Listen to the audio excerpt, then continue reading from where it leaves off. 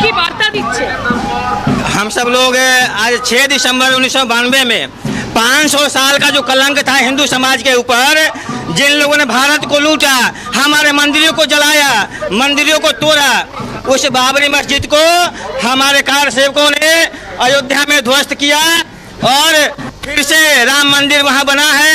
इसी लिए आज हम सब लोग शौर्य दिवस के रूप में हम लोग प्रतिवर्ष 6 दिसंबर को मनाते हैं और हमारे बजरंग दल के सभी कार्यकर्ता आज यहाँ इस शौर्य दिवस में शामिल हुए हैं। মুর্শিদাবাদে তো আবার বাবরি মসজিদ তৈরি হচ্ছে।